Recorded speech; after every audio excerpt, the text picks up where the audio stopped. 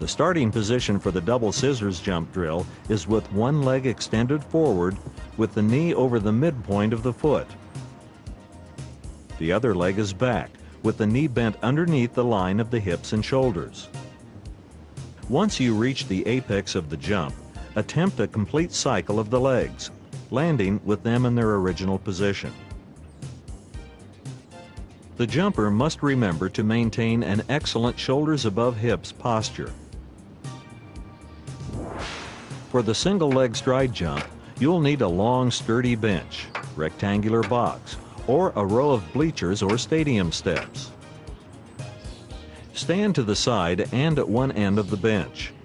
Place the inside foot on top of the bench and hold the arms downward at the sides. Begin the exercise with an upward movement of the arms. Then, using an initial push from both legs and using the inside leg for power, jump upward as high as possible. When progressing to multiple jumps, move slightly forward down the bench. Repeat the action as soon as the outside leg touches the ground. Use the inside leg for power and support, allowing the outside leg to make minimal contact with the ground. Once you reach the end of the bench, turn around, reverse the leg positions, and repeat the sequence. Remember to attain full height and body extension with each jump. For the stride jump crossover drill, you'll need the same equipment used in the single leg stride jump. Begin by thrusting the arms upward and jumping as high as possible. The body should move over the bench and slightly forward, with the driving leg touching the ground on the opposite side of the bench and the trailing leg landing on the bench. The quick leap drill is useful in volleyball, football, basketball, platform diving, and weightlifting. With the feet together, assume a semi-erect position, facing a box 12 to 24 inches in height, about an arm's length away. Keep the arms at the sides and slightly bent at the elbows. Leap toward the box by exploding powerfully out of the starting position with the help of an energetic arm swing. While moving through the air, prepare for takeoff by assuming a semi-squat position, keeping the knees high and forward of the hips, and tucking the feet under the hips. After landing on the box full-footed and with locked ankles, immediately thrust forward again, extending and straightening the entire body. Finish by landing full-footed on the ground, bending your legs to absorb the impact. Make the initial jump to the box as quickly as possible, with just enough height to reach the box. For the depth jump drill, you'll need an elevated surface, such as a box or bench approximately 12 to 36 inches high. Use the elevated platform and a drop or fall to the takeoff surface. Begin by standing at the edge of the elevated platform with the front of the feet just over the edge. Keep the knees slightly bent and the arms relaxed at the sides. The objective is to slide or fall off the edge, not jump or step off. Drop from the elevated surface to the ground.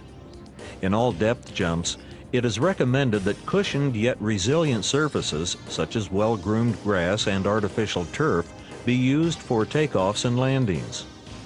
Prepare for landing by flexing at the knees and hips. Practice making good landings before progressing to takeoffs. In depth jumping, the thrusting of the arms upward and extending of the body is executed during the landing, not after the landing. Try to attain as much height as possible, while minimizing ground contact time. Plenty of rest between each maximum effort is necessary as well.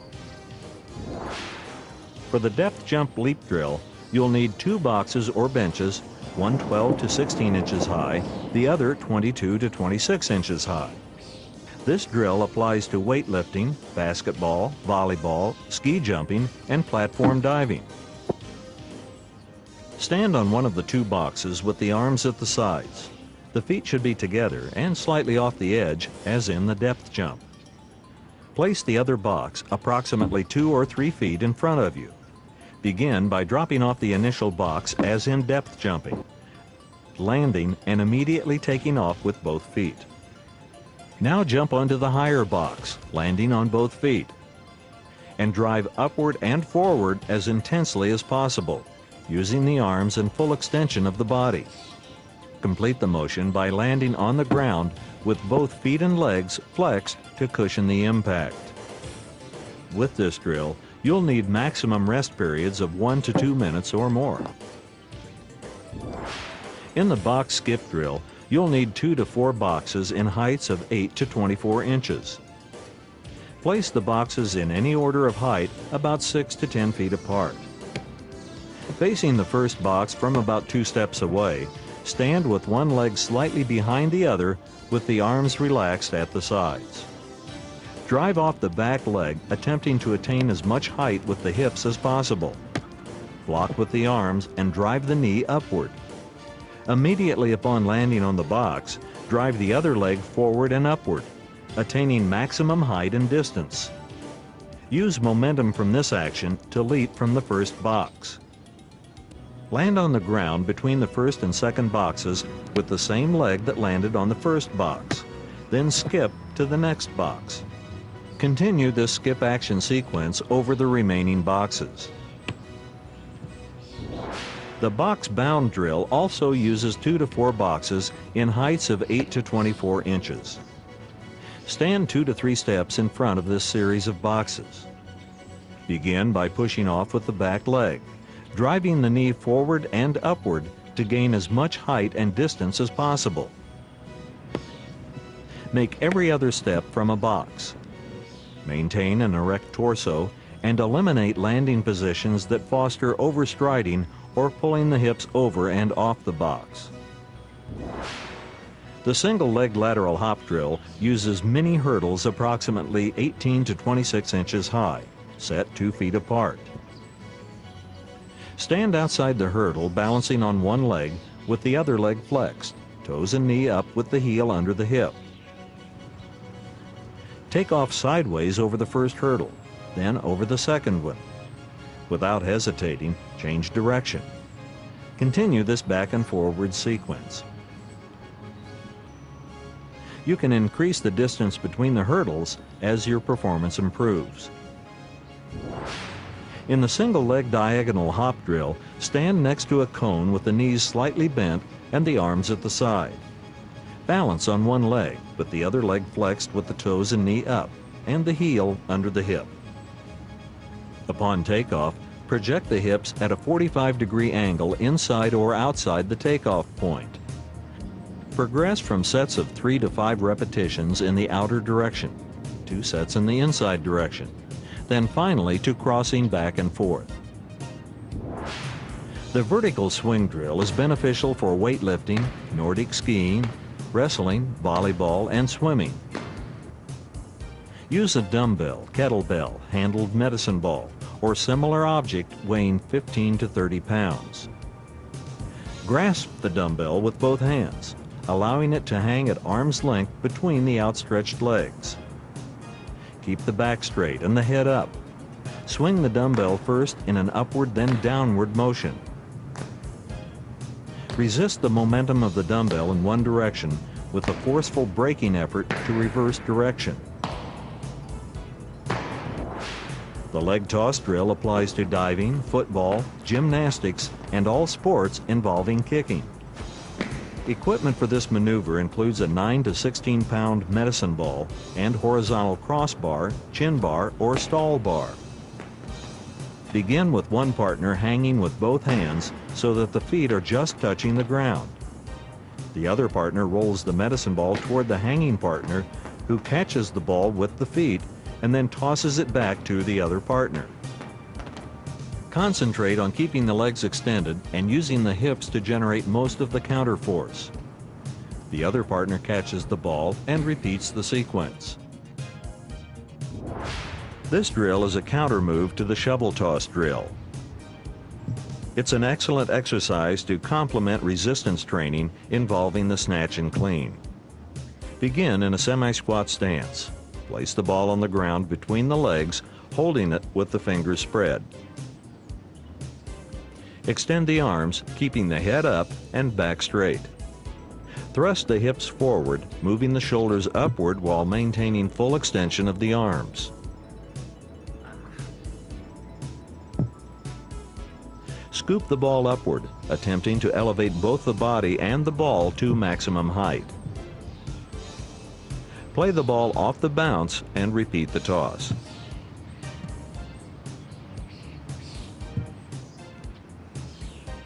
This multiple response progression involves catching the ball before it hits the ground and repeating the toss. The multiple hops to overhead throw drill begins with the ball held between the legs and the athlete in a semi-squat position. Extend the arms and keep the head up and the back straight. Jump forward for 1 to 2 yards. Upon landing, position the hips over and slightly behind the feet. Flex the knees in readiness for extension upward and backward. Execute the throw with the least amount of ground contact time. You can also execute this throwing motion after a series of backward hops.